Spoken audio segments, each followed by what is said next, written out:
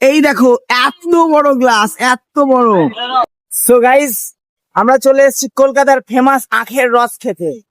গ্লাসের সাইজ দেখবা শুধু, কত বড় রে, অনেক বড়, অনেক। আখ দেখো এখানে, আখ কত আখ। লাইনটা দেখিয়ে দাও। লাইন দেখো, ভিড় দেখো, ভিড় দিয়ে সব আখের রস খাবে।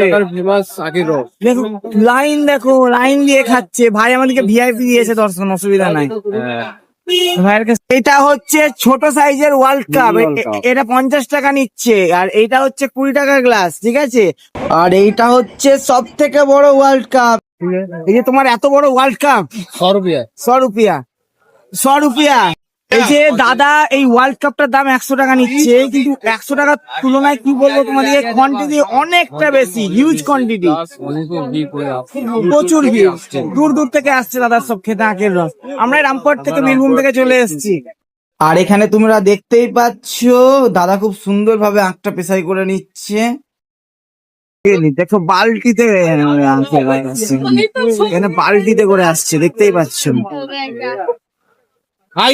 কঠিন ব্যাপার, কঠিন।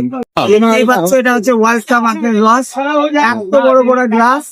তো এবার এটা খাওয়া যাক, কেমন দেখি লাগে। দাদা এই আখের রসটা খেয়ে কেমন লাগলো? কঠিন টেস্ট, কঠিন। এটা একাই আমি শেষ করতে পারবো কিনা না, কিন্তু কঠিন লাগছে। আরেকবার দেখছি, আমি দু হাতে করে গ্লাসটা ধরেছি, দেখতে পাচ্ছ কতটা বড় গ্লাস, বিশাল ভালো লাগছে।